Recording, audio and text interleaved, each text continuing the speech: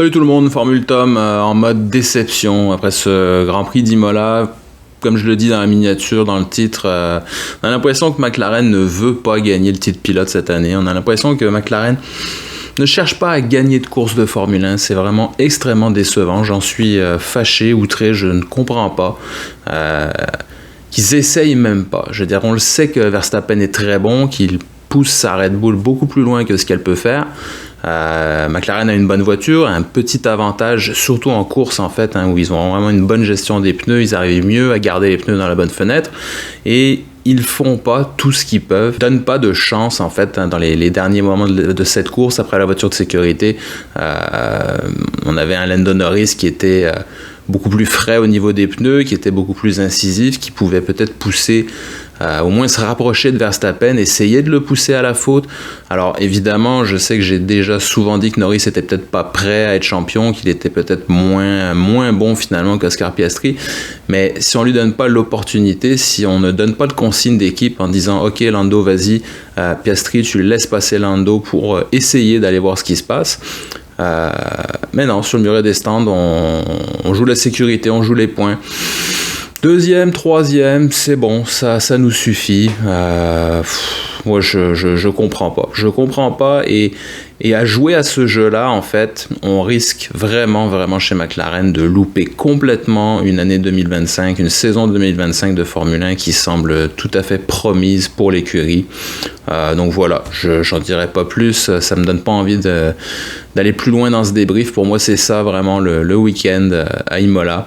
Ça a été un Grand Prix, sinon globalement, qui était quand même intéressant. Il s'est passé plus de choses que prévu. Alors évidemment, en piste, c'est pas toujours évident. Hein. C'est pas un circuit old school comme ça qui est très sympa à regarder, très sympa au niveau du pilotage. Mais pour les dépassements, avec la grosseur des Formule 1 2025, c'est pas évident. Heureusement, on a eu quelques accidents, quelques voitures de sécurité pour un petit peu rebrasser les cartes. Mais globalement, ça a été quand même intéressant. Mais moi, c'est vraiment cette attitude de McLaren de se satisfaire d'une deuxième place, d'une troisième place, de ne pas tenter quelque chose. Moi, c'est ça. Pour moi, c'est ça vraiment le point marquant de ce week-end d'Imola. C'est extrêmement décevant. Verstappen, encore une fois, ce premier virage, premier tour, prendre la tête comme ça devant Oscar Piastri, hallucinant. Il pousse vraiment cette Red Bull encore toujours plus loin que ce qu'elle peut faire. Et s'il devait gagner le titre encore en 2025, je crois que ça serait tout simplement de la faute de McLaren, justement. Mais on verra bien, il reste encore beaucoup de courses.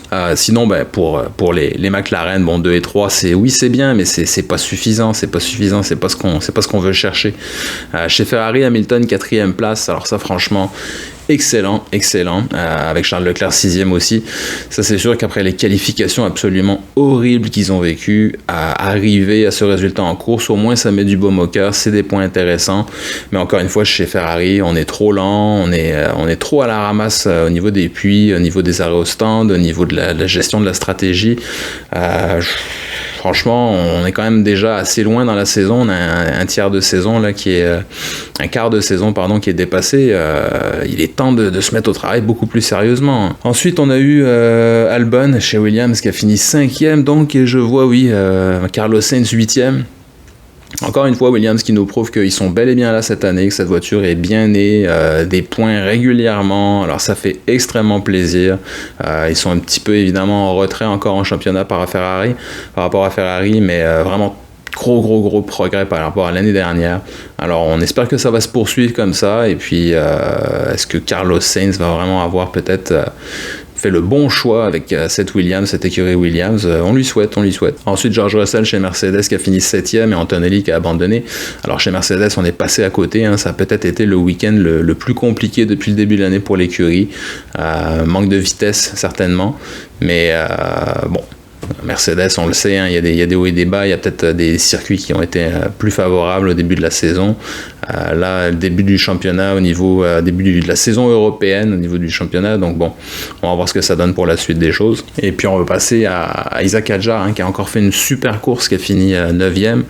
Yuki Tsunoda qui s'est complètement planté, un gros crash, et qui finalement, à partir de la dernière place, a réussi à finir en 10e position. Donc c'est bien pour Yuki, c'est une bonne récupération amélioration. Mais encore une fois, on n'en a pas assez chez Red Bull. On se demande, bon, Tsunoda, de toute façon, c'était pas lui. On comptait pas sur lui pour soutenir Max Verstappen, puisqu'ils ont fait monter Lawson. À la base, ils avaient choisi de faire monter Lawson au lieu de Tsunoda, qui a quand même plus d'années d'expérience. Donc ça prouve qu'on croit peut-être pas tellement en capacité de Yuki Tsunoda.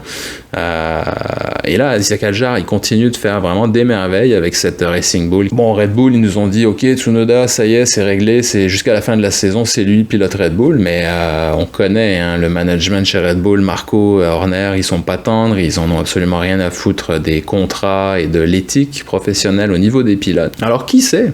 Qui sait? Est-ce que Isaac pourrait passer chez Red Bull à un moment, bientôt, dans une course, dans 2 courses, dans 5 courses, après le break de l'été, peut-être, si jamais Tsunoda n'arrive pas à prendre la mesure de cette Red Bull? Ça pourrait être intéressant, pourquoi pas. En même temps, c'est un jeune pilote, un rookie, Hadjar, donc il faudrait pas le brûler non plus, comme ils ont déjà brûlé Gasly à l'époque, ils ont brûlé Albon aussi, qui ont réussi à rebondir, heureusement, dans d'autres écuries. Mais qui sait, avec Red Bull, on ne serait pas à l'abri de surprises. Donc, je vais m'arrêter là pour aujourd'hui parce que j'ai des difficultés un petit peu au niveau de mon emploi du temps. Là, ça devient un petit peu compliqué pour les débriefs. Donc, je vais m'en tenir à ce genre de débrief vraiment à chaud, plutôt en termes d'explication de comment j'ai vu la course, comment j'ai vu un petit peu les résultats des pilotes, des écuries comme ça, sans trop de montage, sans trop de flafla. Donc voilà, j'espère que ce format va quand même vous satisfaire et je vous dis à la prochaine. C'est Monaco, prochain Grand Prix ce week-end. Ça risque d'être intéressant, encore une fois, pas de dépassement, malgré que cette fois on va avoir cette espèce de nouveau règlement d'avoir obligatoirement 2 arrêts au puits. Est-ce que ça va donner quelque chose d'intéressant? On va voir. Donc on se dit à la prochaine, c'était Formule Top. Ciao!